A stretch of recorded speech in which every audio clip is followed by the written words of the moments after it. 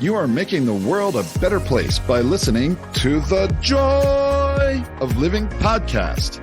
This is your guide to achieving a more purposeful, powerful, and positive life. Join Barry Shore in unlocking the best version of you and becoming happier, healthier, and wealthier.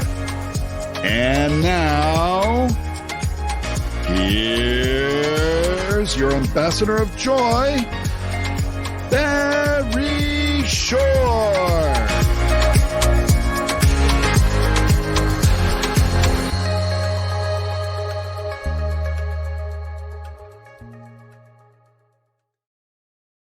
Good day, beautiful, bountiful, beloved, immortal beings, and good-looking people. Remember, you're good-looking because you're always looking for and finding the good. We have good in abundance, an amazing, fantastic, wonderful show today, and a transformative personality is going to share with us all about the world of community. So buckle up and get ready because you have tuned in consciously and conscientiously to the Joy of Living with your humble host, Barry Shore. You tuned in for one reason and one reason only. It's the best reason in the whole world because you care the most in the entire world about you. Y-O-U. And that's great, by the way, because when you are the best you make the world a better place. You build more bridges of harmony, create more joy, happiness, peace, and love in the world. And right now, you should know you're being shared or you're sharing with 348,722 people around the world. By the time we bring on our amazing guest, wonderful David Siegel, there'll be over 356,000 people who'll be listening intently because on this show, we talk about the three fundamentals of life. And these three fundamentals of life will enable you to become happier, healthier, and wealthier. Who doesn't want that? And the three fundamentals, of course, are number one, life. Your life has purpose. And when you lead a purpose-driven life, number two happens. Now, in this case, the good number two. You go mad. MAD stands for make a difference. You lead a purpose-driven life, you make a difference in the world. And the third fundamental is to unlock the power and the secrets of everyday words and terms. Everyday words and simplest example, www. Right now, this is being carried worldwide over the internet. If you ask anybody, what does www mean? Invariably, they say it has to do with the internet. And invariably, and by the way, factually speaking, they're correct. But in our world, the world of the positive, purposeful, powerful, and pleasant, www stands for what a wonderful world. And what is a word, right? W-H-A-T-A. What a wonderful world. Now, whenever you hear even the opening bars of that amazing song, which was given to us by Louis Armstrong, Satchmo, and has gone around the world and touched not just millions or tens of millions or hundreds of millions, but billions of people around the planet. They hear the opening words of what a wonderful world. What do you do right away? You smile. You can't help it. Now, smile is one of the most important, beautiful words you can ever internalize, utilize, and leverage in your life because SMILE stands for seeing miracles in life every day. Seeing miracles in life every day. Now, I got to tell you, when I speak to people, and by the way, thank God the masquerade is over. We're talking to groups again. Recently, I spoke to a large audience, 5,216 people in the audience. And I'm telling the story about Barry Shore, and I'm talking about SMILE, seeing miracles in life every day. And right away, people raise their hand and say, hey, Barry Shore, I've been up for hours already. I haven't seen any miracles. And I asked them, are you here? Can you hear? Can you stand still? I can't do that. Can you walk? I can barely do that. Do you have water to drink? Do you have food to eat? Do you have a place to sleep? Do you have family or friends? Every single one of those is a miracle. A miracle. What's the simple proof? Simplest proof? 1 million people didn't get out of bed this morning. You know why? They died. By definition, if you're watching or you're listening, you didn't. If we have an obligation to live life exuberantly. So just imagine the following.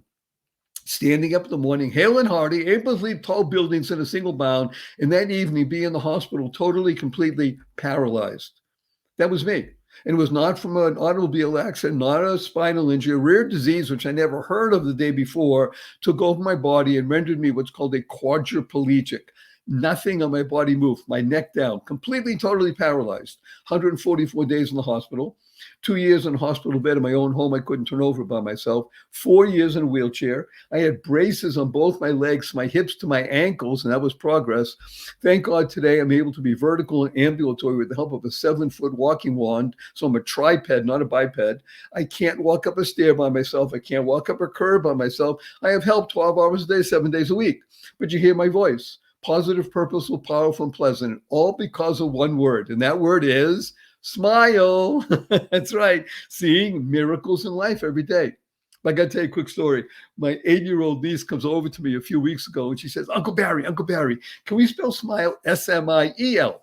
And I thought about it. Sounds the same. Smile, smile. Why not? I asked her, how come? She says, because then it would stand for seeing miracles in everyday life. Out of the mouth of babes, an 8-year-old. What was she doing? She was creating the kind of world that she wants to live in. Now, CREATE is a wonderful acronym that stands for causing rethinking, enabling all to excel. Rethinking. We call that neuro-linguistic program, but really you control your thoughts. What you think about makes a difference in your life. And the 6 most important words you could ever internalize, utilize, and leverage in your life are choice, not chance, determines your destiny. Choice, not chance, determines your destiny. So I have to warn people in advance because we have somewhere between 20 and 30,000 new listeners every week because thank God you're telling your family and friends, and we appreciate it.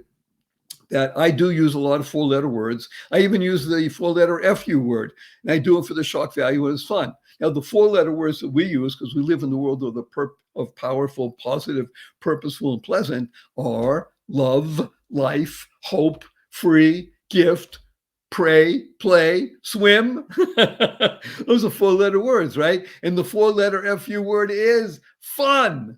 Fun. Did Barry Shore say fun? Yes. F-U, capital N, capital N. Now, right away, some people raise their hand and say, hey, Barry Shore, fun's only spelled with 3 letters. Not in our world, the world of the positive, purposeful, powerful, and pleasant. Fun is spelled F-U, capital N, capital N. So after the show, when you see your family and your friends, and you have a twinkle in your eye, a smile on your face, remember this stands for, point your finger and say, F-U, everybody. But remember to add right away, capital N, capital N. I said, where'd you get that? I said, I listened to Barry Shore, The Joy of Living, and he wants to teach the world to F-U, capital N, capital N. So before we bring on wonderful David Siegel, I'm going to urge everybody to do the following.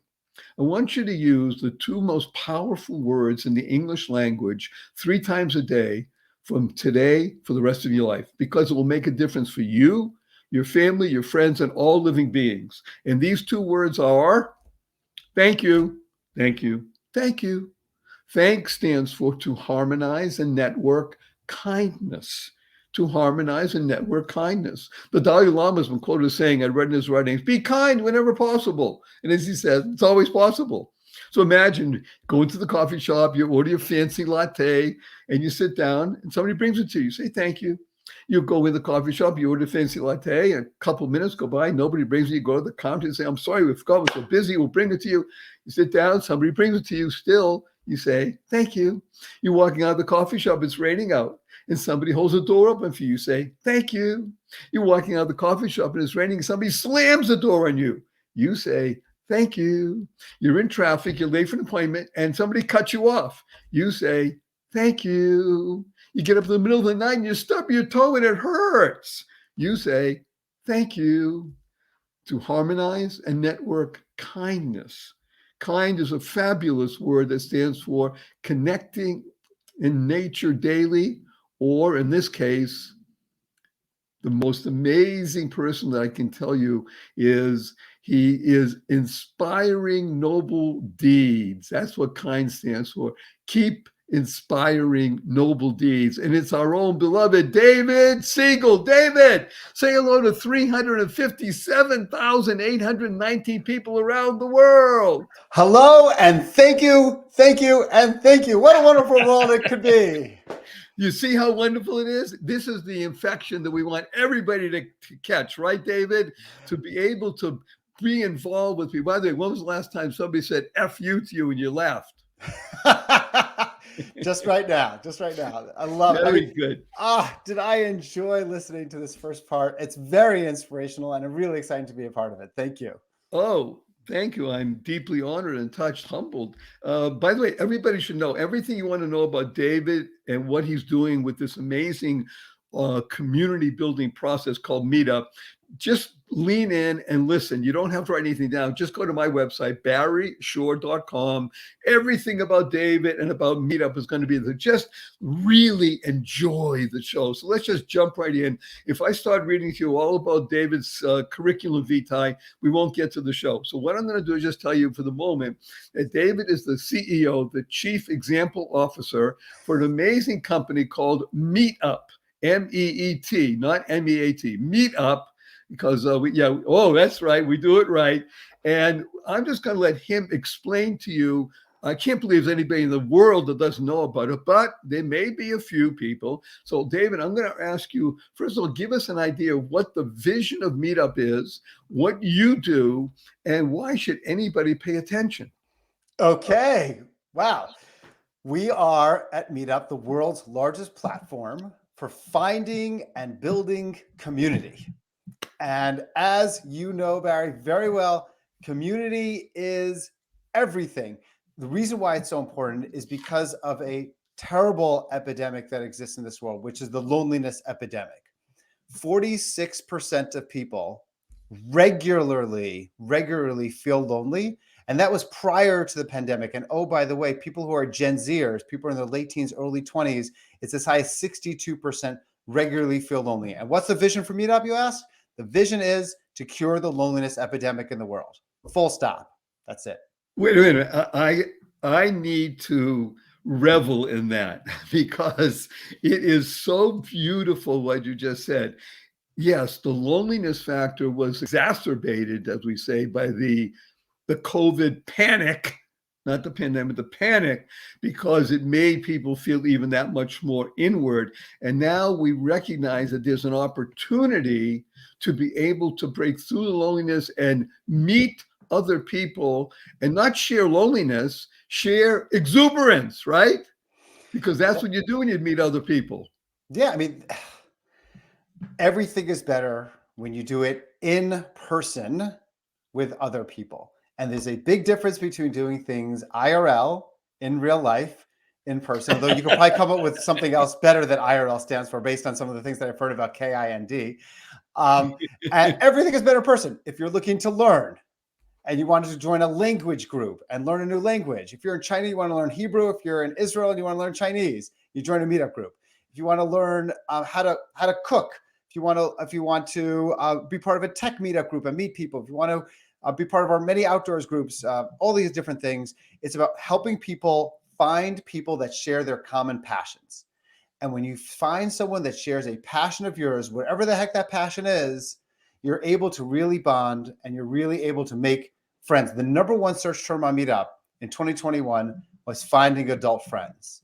And people struggle. People struggle so hard in trying to find people. And the alternatives out there, of going to bars or sitting and watching TV and playing video games is terrifying. And we've thank God we've touched, millions and millions of people's lives. And I'm really lucky to be a part of it.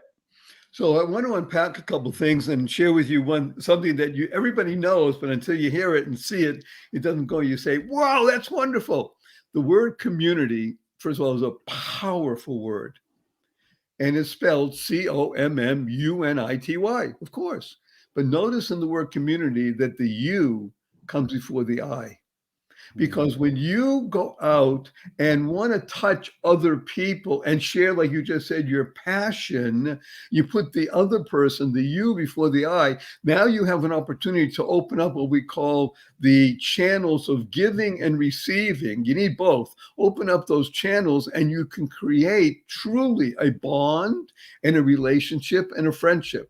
This is just such genius. By the way, when was MeetUp first? When did it first begin and how? Yeah, sure. It's a pretty fascinating story. Right after 9/11, our founder, Scott Heiferman, was in his lobby in shock, just like so many people were right after 9/11 in New York, around the country, around the world. And he met someone and he said, what floor do you live on? And he said, I live on the 5th floor. And Scott's like, oh, I live on the 5th floor too. How long have you been living there? He's like, 3 years. So someone that lived on his floor he never met. Then another person lived on a floor he also never met. And he said to himself, it shouldn't take a tragedy to build community. And he devoted himself and he devoted his life to helping to build community for people. And I could tell stories of different people whose lives have been massively impacted, but the numbers are amazing. We have 56 million members that join 300,000 communities all around the globe in 190 different countries. We have 100,000 meetup events every single week, or 15,000 events every day. And it's, when I walk around with my MeetUp t-shirt and I go into a Starbucks and someone says, oh, is there a MeetUp event happening here? Like, no, I work at MeetUp. Or yesterday I went on a hike and a couple of people on the hike were part of a MeetUp group called the Jewish Outdoor Club. I didn't even know. So I said, oh, I work at MeetUp. And they're like, oh, we've been using MeetUp for a decade. And a friend of mine met their significant other through MeetUp. It's really meaningful. So this is the genius and the beauty. Again, community, the U comes before the I. By the way, in MeetUp, UP stands for unlimited possibilities. Unlimited potential, because that's really what MeetUp is all about. When you bring together the spark of two or more human beings, now we're dealing with the world of exponential benefit for everybody. I love the story about two people on the same floor living in literally proximity for years, but not knowing each other. So on some level, let's be blunt, the MeetUp is the electronic version of a bulletin board in a supermarket, the old days, put up a note and things like that, tear this little thing off. But it's actually much more than that, because now there's a stream of goodness that seems to be running through this magnificent process that we are calling MeetUp. And it's really touching tens of millions of people. And as I say, enabling people to go mad, to make a difference, because that's really what's happening with MeetUp, isn't it? People are recognizing that they can make a difference one with the other and really look forward to the group. So let's talk about something that I know you've done, and I'm really eager to talk about your book. The book is called Decide and Conquer. He's not Julius Caesar. It's Decide and Conquer. 44 decisions that make or break all leaders. So let's just delve deeper into that. It's an intriguing title. We don't have to do all 44, but let's select, if you'd be so kind, 2, maximum 3 that really stand out or that people ask about often. And what are these decisions that make or break all leaders?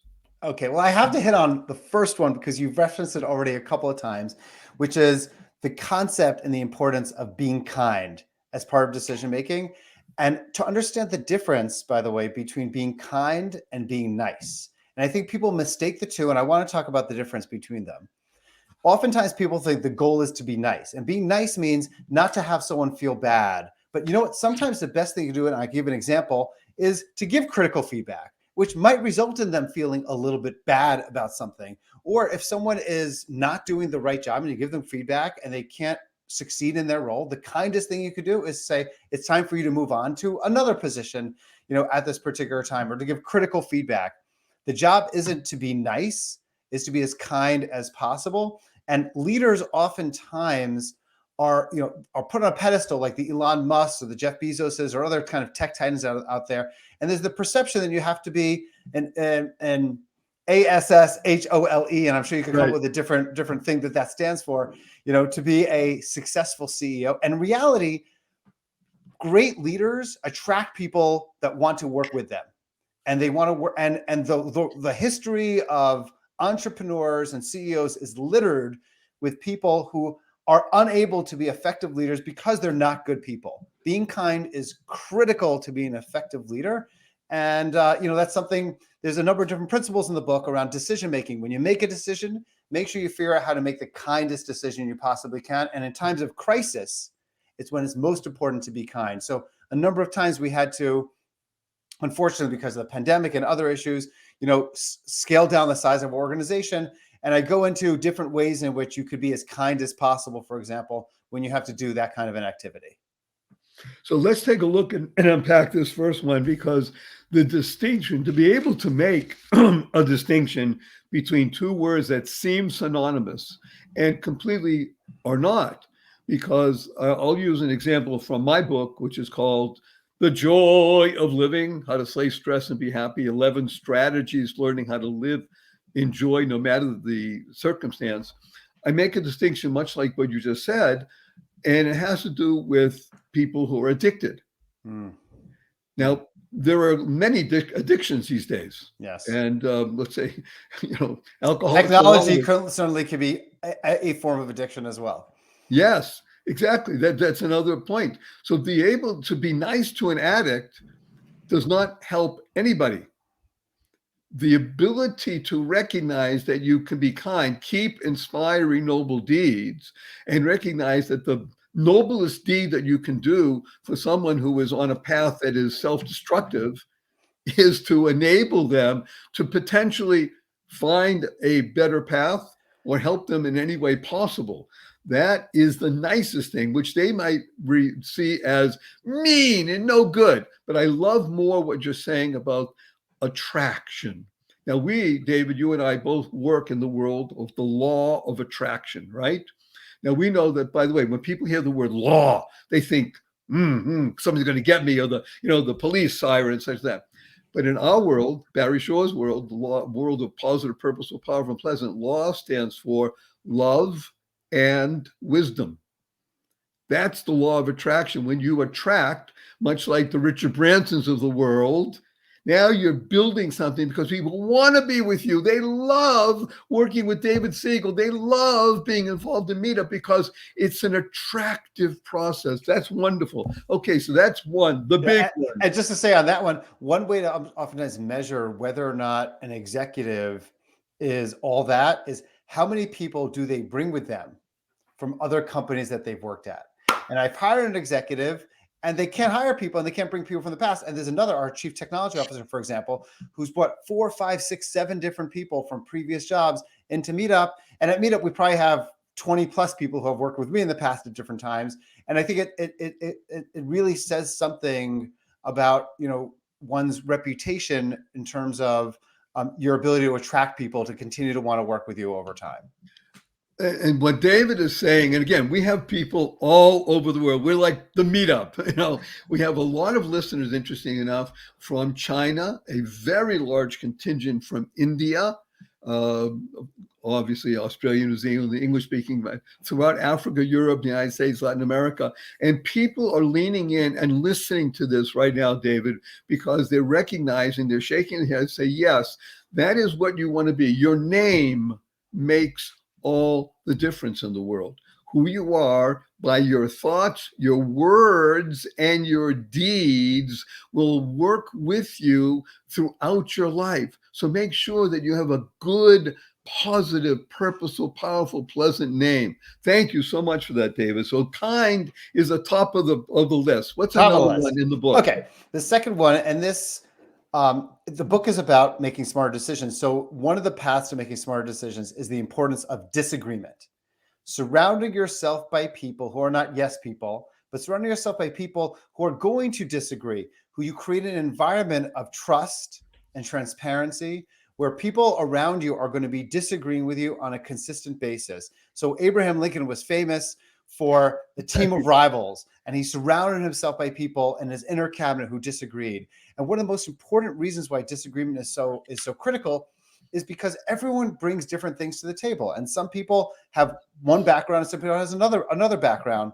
And ultimately, it's about making a smarter decision. Now, one thing that I spend a lot of energy at MeetUP and generally speaking is, how do you help introverts to be able to be enabled to disagree as effectively as possible? Because the world is biased, unfortunately, against people who are introverted, who need to be more thoughtful in what they do. So what we do at MeetUP is, prior to any meeting, we share the topic, we put it in a document, we ask people to disagree asynchronously prior to the meeting, add comments, add their thoughts, etc. That way, when we actually have the meeting, I could say, hey, Denise, my understanding is you don't agree. Talk about that. Hey, John, my understanding is you disagree. Can you please talk about that? So it gives people more time to internalize an idea and then be in a better position to disagree.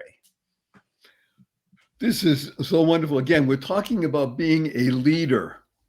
Now, David, of course, is using this in the macro sense of leading in business. And I think David will agree with me that this applies in every facet and aspect of your life, in a family unit, in a friendship circle. You see, when friends think that they have to agree with each other on everything, you may not have the best situation for true bonding. Now, again, we're not talking about, using foul language and say, no, I disagree, and yell and scream. We're talking about adult conversations. But the ability to build trust and transparency, TNT, woo, that's huge. Thank you. Well, in this case, it's TNT, explosive, wonderful. And again, to allow and enable every aspect of personality, whether someone either is or thinks they are an introvert or an extrovert, and not let one dominate the other. Thank you, David. That's wonderful. What's a third one from the book? Okay, third one is around people have common biases when it comes to making decisions. There's really four most common biases that people have that disenable them to make the smartest decisions possible. And the most important thing, I'll go through the four quickly, is understand your bias, understand your decision-making biases. So for example, here are the four quick, and I'll do it quickly. And I can give examples after. By the way, you don't have to say so quickly. You can go at a nice pace. Okay, I'll go really right. Because everybody recognizes at this point that David is an introvert, and I really had to talk with him before. I had to pump him up before the show to make sure that he would break through that normal bias he has. But he's doing a great job. I appreciate that. Normally, I'm just a total wallflower. So thank you so much. So the four biases are the following. Number one is recency bias, which is the concept that, let's say someone is going out with someone and they just broke up with their boyfriend. They will look at that relationship as much more influential than the 5 other relationships that they've had, and look for just do the exact opposite for someone who was the opposite of who that previous relationship was. Or if you just let go of an employee, there's a reason why in yoga you have the shavasana at the end of the yoga. And at the end of yoga, you're like, oh, I want to go back and do yoga again.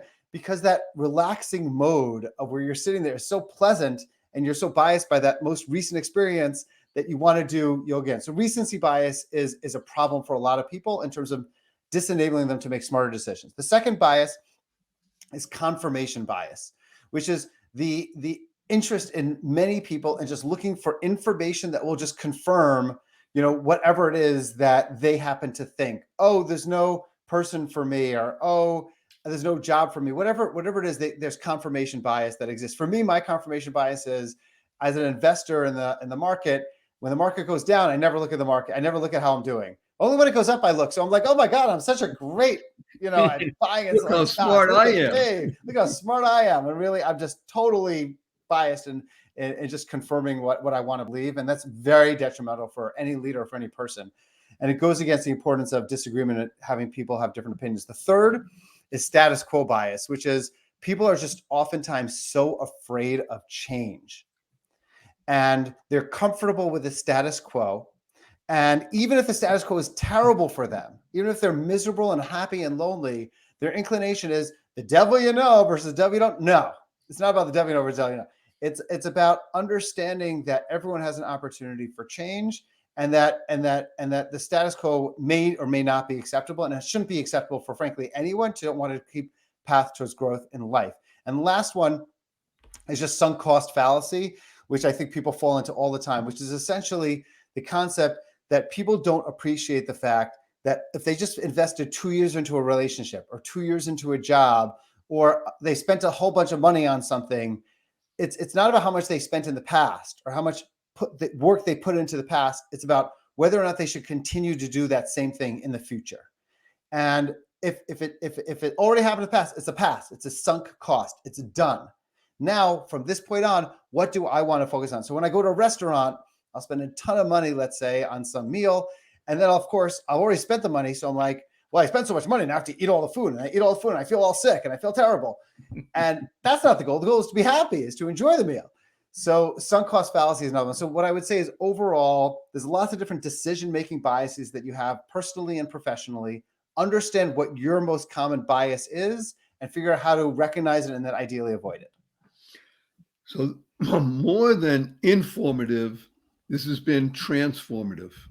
And that's really why I'm so humbled and honored that David has agreed to be with us today, because information you can get ad nauseum anywhere. To hear it directly from somebody who's worked with and through several major CEO positions, worked with dozens of companies and hundreds of people. I don't want to call them employees, but hundreds of people, teammates, in processes, and be able to unpack for us. We're going to go on the other side of this short break. So buckle up, get ready, because there's more David Siegel coming back. And we're going to go deeper dive into each one of these, because it's all for your benefit. That's why you tuned in, because you care the most in the entire world about you. So be right back after this brief message. Hang on, here we go. Imagine the kind of place you would want to shop for your favorite fur baby pet. HonestPets.co. Well, you found it. HonestPets.co, not .com, .co. This is your go-to spot for the best, the cleanest pet treats that exist anywhere on the planet. All of the brands go through a rigorous review to make sure they meet the high standards of cleanliness, health benefits, and naturalness. This site was started by a husband and wife team, and it's veteran-owned, and that care about pets, especially dogs and cats, and coming soon, bird treats. These are very nice young people who really care about making a difference, because a portion of proceeds go to support veteran organizations with a focus on service dogs. This is the place where you want to go. You want to tell your friends this has the finest, yummiest, freshest, all-natural treats and stuff for your fur baby. So go there, honestpets.co. honestpets.co. Do it now. Hello, everybody. As you may know, I'm 72 and recovering from being a quadriplegic at age 55. Oh my. Now, to stay active, I swim 2 miles per day, 6 times per week. So you can imagine I know a thing or two about aches and pains. And until recently, I thought my aches and pains were a fact of life I had to deal with every day, just part of the process of getting older and staying active. And then I tried 100% drug-free Relief Factor. Now, I've been taking their convenient packs 3 times a day, and I got to tell you, everybody, I am feeling noticeably better. Relief Factor is giving me more oomph and less The secret is its 4 key ingredients. Each one supports a different metabolic pathway that your body uses to respond to the inflammation that is the cause of many hip, back, shoulder, and knee pains. If you have everyday aches and pains too, remember, Relief Factor is 100% drug-free and designed to be taken every day so you can get out and stay out of pain. Now, to make it as easy as possible for you to try Relief Factor, they created the 3-week quick start discounted program for $19.95. That's it, $19.95. So do what I did. Go to relieffactor.com/joy and order a 3-week quick start for yourself. You'll be glad you did. Again, claim your 3-week quick start for only $19.95. Go to relieffactor.com/joy. You'll thank me. You'll be glad you did. Best wishes. Bye now. Good day, beautiful, bountiful, beloved immortal beings, and good-looking people. Remember, you're good-looking because you're always looking for and finding the good. Our cup runneth over with good. And a 2-legged being named David Siegel. David is the Chief Example Officer, the CEO of MeetUP. the largest group community building system in the world, over 190 countries, over 56 million people, 100,000 meetings every week, and growing by leaps and bounds because it makes a difference IRL, in real life. We're slaying the loneliness factor and enabling people to go out and meet up. Meet stands for make exceptional, energizing touches and up unlimited potential. That's what you can do with MeetUp. And we're so honored to have David here. As I mentioned, everything you want to know about David and you want to know a lot and about MeetUp is going to be on my website, barryshore.com, because David's background is in philosophy, in politics, in economics, and he has an MBA from University of Pennsylvania. He's an adjunct professor at Columbia. He's a basic Jewish overachiever, but we'll just leave it at that. And the most important part is what we've been talking about so far is the ability to make decisions and to be a leader in your own world, to have a great name and such. But David, I want to make a bit of a shift here. Now, by the way, everybody, when we talk about shifting perspective, for some reason, David, I don't know why, but a lot of people around the world drop the F and the other stuff happens. They can't pronounce it. So you got to be careful with your F and F. It's a shift in perspective. So let's talk about how MeetUp shifted and didn't fall into a trap of the other stuff during COVID. I mean, you're all about physical reality in real time. What's going on? What happened? How did you do that? Yeah. What did MeetUp do when you couldn't meet up? Very good question.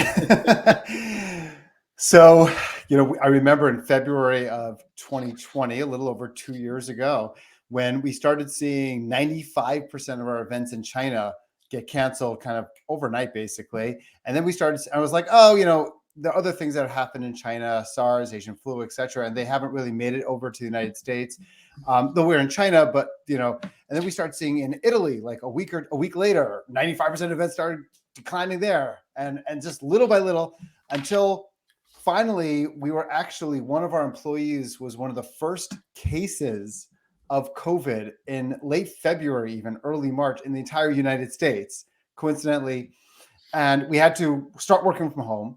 So all of our employees said, what do we do? Because our mission had always been about IRL, like you mentioned, in real life, getting together in person. In fact, to such a degree that our founder, Scott Heiferman, who I mentioned earlier, once stood up on a stage at a WeWork gathering, because we used to be owned by WeWork, not anymore, we used to be, and smashed a virtual reality device, a VR device, into pieces, saying, we're all about using technology to get people off of technology. We are the anti-technology company. So what do you do when the only way to get together in person is that? So we got all of our engineers together and we said, okay, what are we going to do here? The number one reason why we rejected people to become organizers of communities is because they wanted their community to be a purely 100% virtual community. We said, no, not on MeetUp. So this has been a long-standing thing for 18 years. The company never changed. But we said, the goal is to keep people connected. The goal is, around this time of isolation, is our mission about IRL? No. Our mission is about connections for people. And we need to keep people connected in the safest way possible. So we changed our technology. We pulled a couple of all-nighters.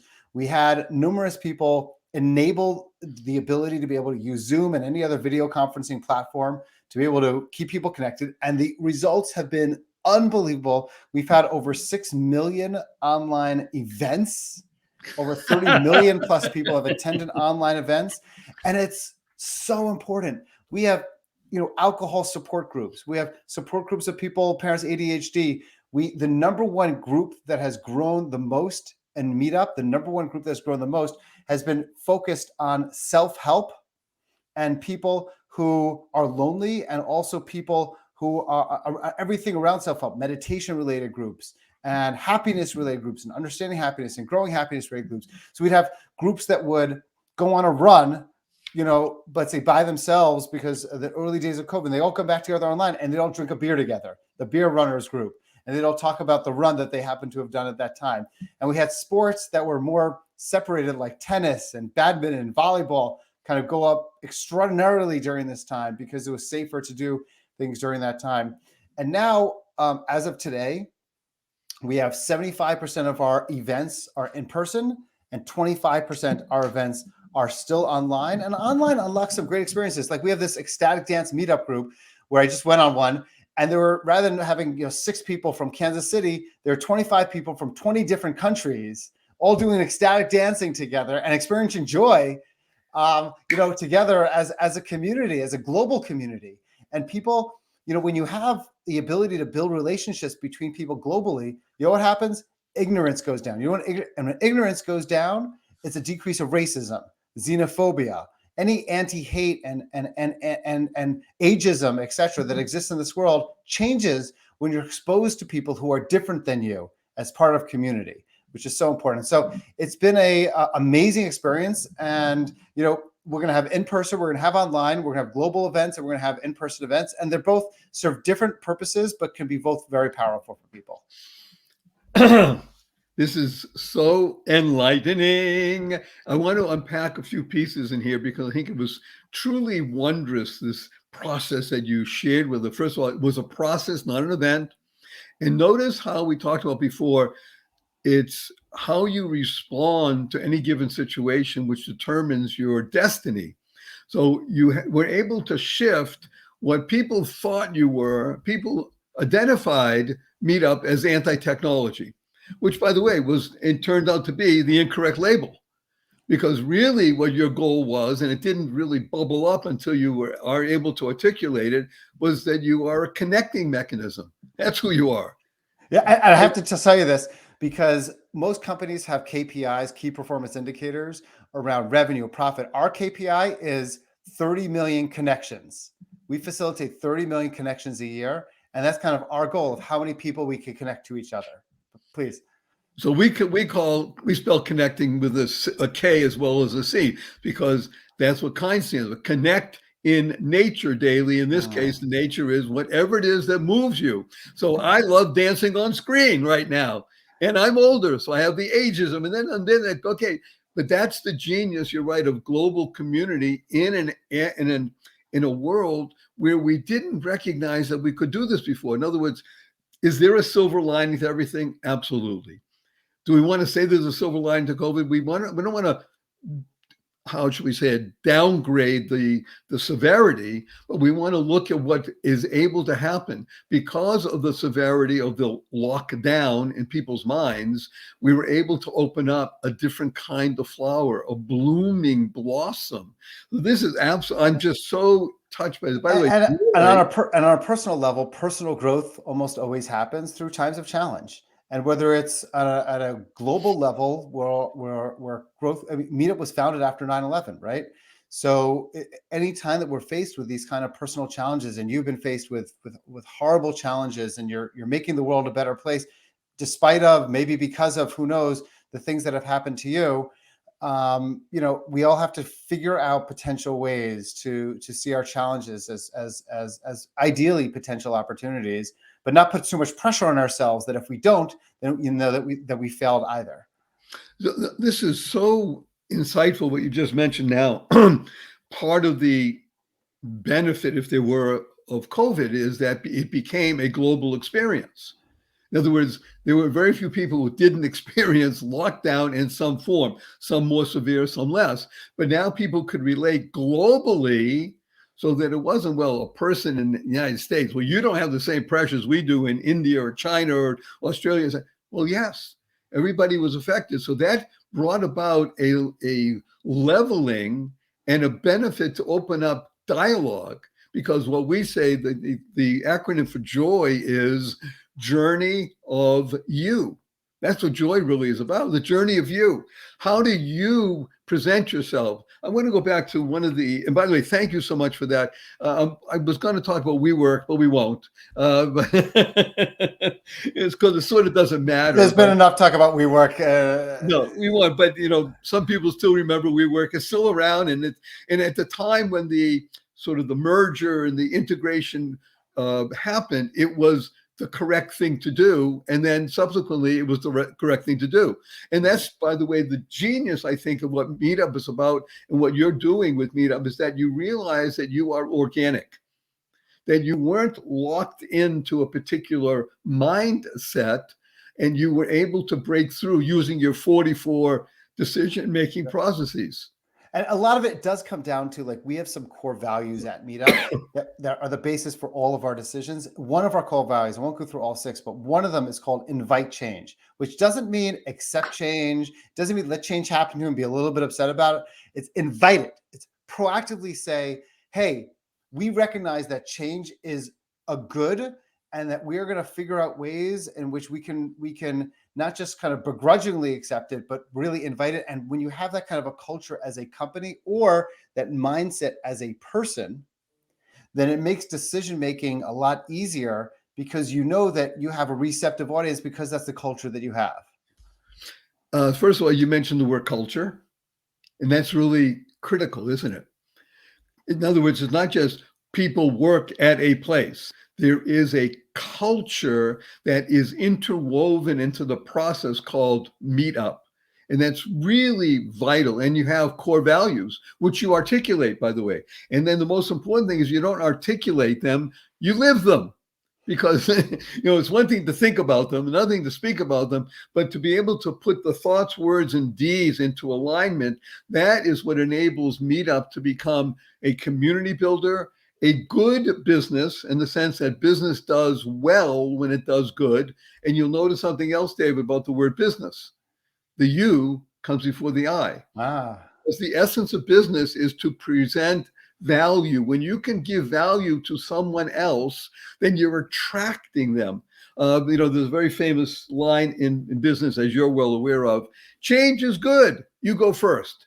But in your case, what you've done, because you've not just written the book, you're living the book, and it's part and parcel about who you are as a dynamic leader, and allowing that to happen with everybody that you interact with throughout the system. And I'm talking about 56 million people and growing. By the time we finish this particular interview, we'll be tapped over 57 million. It's the ability to understand, like you said, invite change, not say, well, gee, we have to change. Or if you invite it, it becomes a guest of somebody you want to say, we never thought of that before. What can we do? You become flexible. Like you mentioned, yoga. Why do people do yoga? Because they want to be relaxed, of course, but they want to become more flexible, right? Yeah. And that's what you're doing. That's what MeetUp is all about. You are that flexible, tens of millions organization that is touching people for good. If you mind, let's just talk about a little more, go back to the pain, because it's really the pain point that brought MeetUp into the world.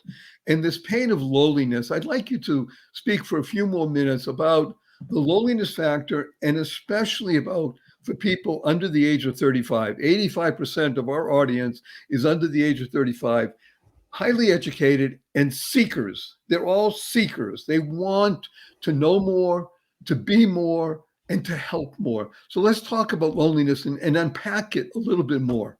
Okay, well, let me make it even come more alive with a little bit story of a MeetUp person who I'm extraordinarily blown away by. His name is Omar Acosta, and his story is that he sat on his couch 10, 12 hours a day and was playing video games, and was just a terrified introvert, and really didn't want to go out of the house, didn't want to meet people, was afraid of meeting people, etc. His brother called him up and said, you have to come to MeetUp. It'll help you to just do something. What are you into? And he happened to have always been to rock climbing. He's started going to the Dallas rock climbing MeetUp group. And then after 2, 3, 4 times going, the organizer left, and they said to Omar, they said, can you take over to be an organizer? And when you take over and take on a leadership role, that's a totally different thing. So in the last 10 years now, he's had over 900 events. I kid you not, 6 marriages, and it's not even a singles group, have come out of his group. And it's transformed his life. And it's not that MeetUp transformed his life. That's not what it's about. It's about community transformed his life, because it gave him an opportunity to step up, and which is one of our other core values, and become a leader in itself. So loneliness is a result oftentimes of fear, of anxiety, of low self-esteem, etc. And it is an incredibly difficult situation to get out of, because unfortunately, the more lonely that you are, the more bad you feel about yourself and the more reluctant you are to then be around other people. So it's this self-fulfilling prophecy kind of thing, this kind of this downward spiral that exists that then only perpetuates and makes things even stronger. And the key is, how do you have some kind of an intervention and a disruption of that spiral? And the answer is not finding something that you just care about. There's got to be something in this world that you care about. And even if you're around 1, 2, 3 people, around people that care about that same thing, it's going to give you this feeling that I'm not alone. And once you understand how many other people feel the same, it makes it a lot easier to take that step, because so many people out there do feel that same levels of loneliness. But it is about a mind shift, but then it's ultimately about taking action. Because if you just shift your mind, you don't do anything about it, it's not going to be sufficient. You need to be able to take that action. And the stories that I hear are people who sign up for a meetup event or any event, and they take the car and they drive there, and they see all these people coming and going, and they drive away, and they go back again, they drive there, and they drive away. It's just getting out and finding a comfortable way of doing something can have an enormous impact on someone's life. Isn't it wonderful, David, to be able to get up in the morning, to be able to go to sleep at night, to get up in the morning, knowing that you are making a difference to the Omars of the world? Yeah, it's they say get up like a lion in the morning, right? And I jump out of bed in the morning. I really do. To my wife's chagrin, I would say. But I don't have any caffeine, and I exercise a lot. It sounds like I actually swim quite a lot, just like you as well. You're a swimmer? Oh, wait a minute. We're going to do a show on swimming. Okay, what's that? Actually, I used to swim always with a snorkel. I saw you swim with a snorkel. And at 40 years old, I finally said, I need to start I want to do a triathlon. So I started taking swimming lessons at 40. And now I'm a very, I do 40, 50 laps, at least twice a week. And it's the best exercise out there. So I'm very energized by the opportunity to be able to help as many people as I can, because the world's an amazing place and people's, sometimes fear of being part of the wonderful things that the world has to offer, relationships and experiences, is it's saddening. I want to unpack a few things. And again, everything you want to know about MeetUp and David, go to the website, barryshore.com, and it's there. So just love this. I want to share with you a couple little pieces I think you might like. So the word leader, Leader, the same letters spells dealer. Because why? A leader is a dealer in hope. That's what a leader is. And hope stands for helping others progress every day. Because that's what a leader does, right? You're a dealer in hope. The other thing I'd like to mention is that when you talked about the loneliness spiral, and I was feeling the pain of somebody or people like that, it goes to the 4 biases that people have. And the biggest one in this case seemed to be the confirmation one. Yeah. Yes, of course. Well, that's the way things are. And it allows the spiral. So the way somehow I've had this happen, because thank God I've been able to work with tens of thousands of people over the past several decades. I urge people to shift when they pronounce the word alone and erase it and realize that it really is pronounced all one. When you can move from shift and keep that F in there, because otherwise that stuff happens and you'll spiral. And you recognize that the word is all one, and that's part of you, then you become a better you. And when you drive to the meetup group, as reluctant as you were, but you took action, you turned off the car, opened the door, you got out and you walked in, a whole new world opened up. Thank you, meetup. Thank you, humans.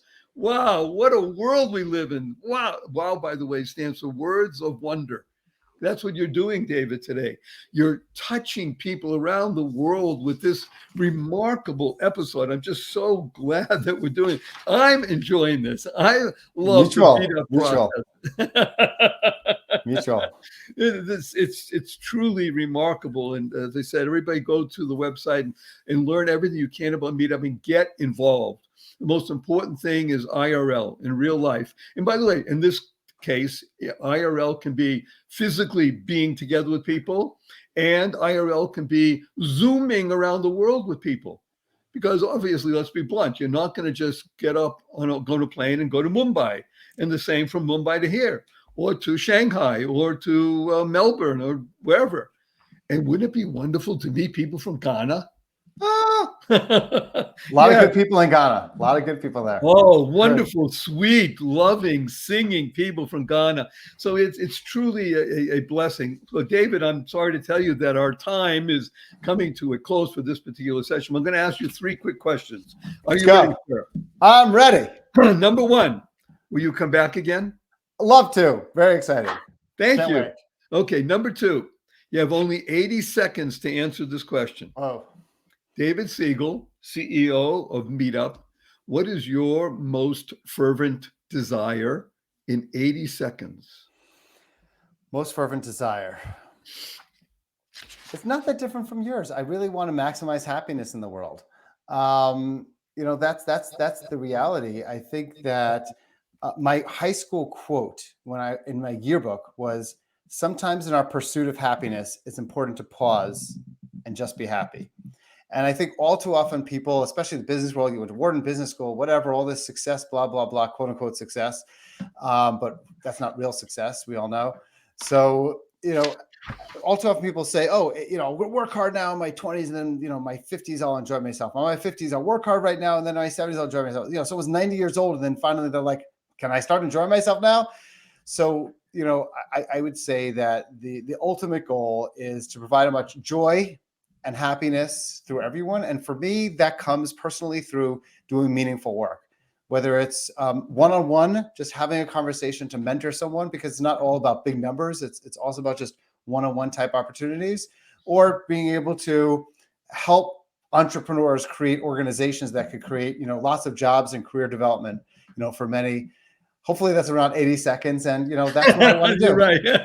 But that's okay. Now, the third is, are you ready for a hug in front of 359,800 people around the world? I'm a big fan of hugs. Let's do it. Okay, let me tell you what HUG stands for.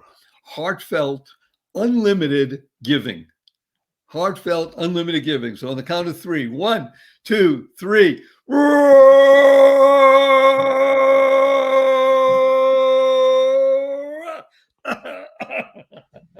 And from David and Barry, we offer you a blessing.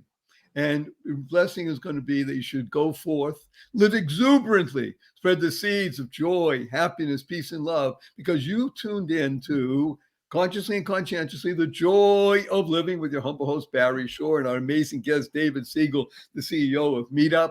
And you tuned in, remember, for one reason only, because you care the most in the entire world about you. And that's great, because when you're the best you make the world a better place. You build more bridges of harmony. You create more joy, happiness, peace, and love, as David said. And we worked with the 3 fundamentals of life. Your life has purpose. You lead a purpose-driven life. You go mad. You make a difference. And the third is to unlock the power in the secrets of everyday words and terms. And the result will be, you'll be happier, as David just said, healthier in your spiritually, physical, and mental attitude. And you'll be wealthier in every aspect of wealth, every aspect. And that's because you understand what WWW stands for. What a wonderful world. And you smile, seeing miracles in life every day. As my 8-year-old niece says, seeing miracles in everyday life. Create the kind of world you want to live in. That's what MeetUp's all about. Causing rethinking, enabling all to excel. Use 4-letter words: love, life, hope, grow, free, play, pray, swim. And tell the world, F you. Capital N, capital N. So after the show, what does Barry Shore talk about? He says he wants to teach the world to F you. Capital N, capital N. So just remember to use the 2 most important words in the English language 3 times a day, every single day for the rest of your life. And you will be healthier, happier, and healthier. You will and help your family be happier, healthier, and wealthier, and your friends, and all the MeetUp people you're with, and the entire world. So these 2 words, of course, are thank you, Thank you. Thank you. To harmonize and network kindness. Kind stands for keep inspiring noble deeds. That's what David Siegel does. That's what Barry Shore tries to do. And that's what MeetUP is all about. So thank you all for being here. We love you, and we will see you soon on the next episode. Thank you for listening to this episode of the Joy of Living podcast. Now that's another step towards your healthier, happier, and wealthier life. Never hesitate to do good in the world, no matter what the situation. Join us for another upbeat discussion next time at barryshore.com. And be sure to leave a rating and subscribe to the show to get more conversations like this. And remember to share it with your family and friends too. See you on the next episode.